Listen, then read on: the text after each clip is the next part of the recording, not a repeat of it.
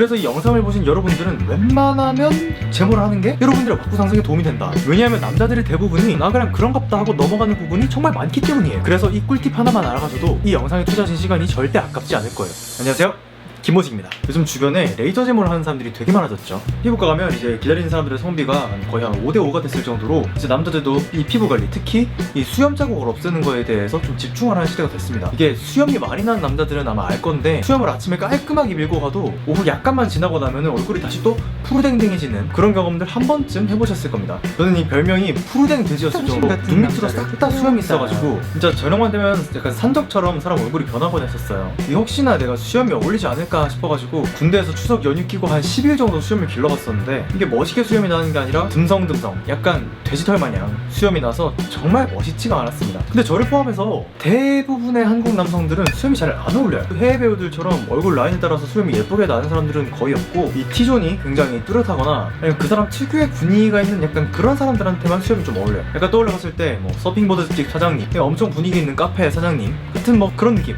뭔지 알죠? 그런 분들한테만 이제 이 수염이 좀 어울리는 겁니다. 그래서 이 영상을 보신 여러분들은 웬만하면 제모를 하는 게 여러분들의 왁구 상승에 도움이 된다. 개인적으로 제가 느꼈을 때 이 제모라는 거는 정말 개꿀입니다. 개꿀이에요. 아니 진짜 개꿀이라니까요. 이 간혹 가다가 내 남자가 제모고 상남자론을 펼치시는 분들이 계시는데, 진짜 이 레이저로 한번 얼굴 한번 딱 지져보는 순간 이걸 견디는 저들이 오히려 상남자다, 그러니까 마취 없이 팔을 도려내는 이 관우의 기계를 가진 사람들이구나 하는 걸 바로 깨달으실 겁니다. 그래서 저는 수염이 안 어울린다는 걸 깨닫고 22년도부터 지금까지 20회 레이저 제모 시술을 받았고, 주변 사람들 특히 여성들한테서 넌 제모한 게 훨씬 낫다 라는 소리를 들어왔습니다. 그래서 제가 지금부터 레이저 제모에 돈과 시간을 쓰면서 알게 된 정보들과 느낀 점들, 이 제모 받을 때 남들보다 조금 더 깔끔하게 제모를 받을 수 있는 꿀팁들까지 전부 알려드릴게요. 가장 먼저 궁금해하실 가격입니다. 가격은 보통 평균적으로 한 5에서 10만원 정도로 생각해주시면 되고요. 근데 이게 지역별로, 병원별로, 부위별로 다 다르고 횟수별로도 다 다릅니다. 저는 가능하면 이 젠틀맥스 프로라는 기계, 그냥 뭐 레이저 제모 원티어 기계라고 생각해주시면 되는데, 그걸로 고민 부위 아니면 뭐 얼굴 반틈이나 아니면 인중이랑 턱 부분까지만 한 10회 정도, 최소 10회 정도는 저는 끊으시는 걸 추천을 드려요. 이게 보니까 주변에서 젠맥 프로로 안 하는 친구들은 결국 돌고 돌아가지고 젠맥 프로로 한 번 더 하게 되는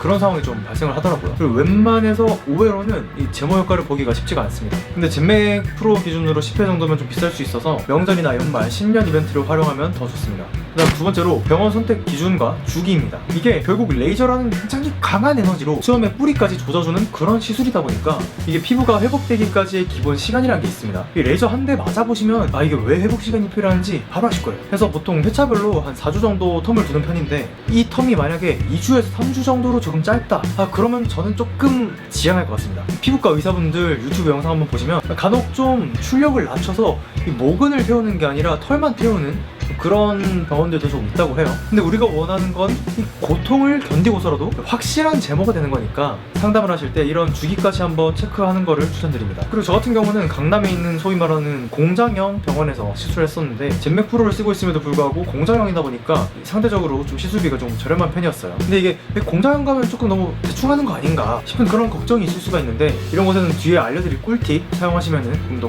꼼꼼하게 이 제모를 받으실 수가 있습니다. 그다음 세 번째로 제모의 장점과 단점입니다. 먼저 제모의 장점은 그 면도로 인한 트러블이 확연하게 감소해요. 이 제모하기 전에 제 턱사진 한번 보시면 이 여드름과 모낭염 문제가 확실하게 있는 게 보이는데, 제모를 하고 나니까 확연하게 그런 문제가 좀 사라진 게 딱 봐도 보이시죠? 두 번째로는 이제 당연하게 수염 자국이 깔끔하게 제거가 됩니다. 진짜 사람이 인상 자체가 깔끔해지고 거의 한 5년 정도 외모가 오려지는 그런 효과를 낼 수가 있습니다. 그리고 세 번째, 하루 정도는 면도를 하지 않아도 나쁘지가 않다. 사실 제모를 저는 한 20회를 받았는데도 불구하고 매일 면도를 해주고 있긴 해요. 좀 깔끔한 걸 좋아하는 사람들은 보통 그래도 아침에 한 번씩 면도를 해주긴 합니다. 근데 사실 뭐 1박 2일 아니면 조금 더 참으면 한 2박 3일까지도 면도를 하지 않더라도 어느 정도 깔끔한 인상을 줄 수 있는 게 정말 큰 장점입니다. 자, 이번엔 제모의 단점입니다. 일단 첫 번째로 존나 아파요. 존나 아픕니다. 불에 달군 바늘로 얼굴을 계속 찌른다고 생각을 해보세요. 진짜 아파요. 갈수록 좀 덜해지긴 하는데 한 5회차 때까지는 튀시가 아픕니다. 저처럼 원래 모근이 좀 깊은 분들이시라면 5회까지는 진짜 피부과 가는 게 거의 약간 뭐 돼지 도축장 가는 듯한 그런 느낌이 드실 거예요. 단점 두 번째,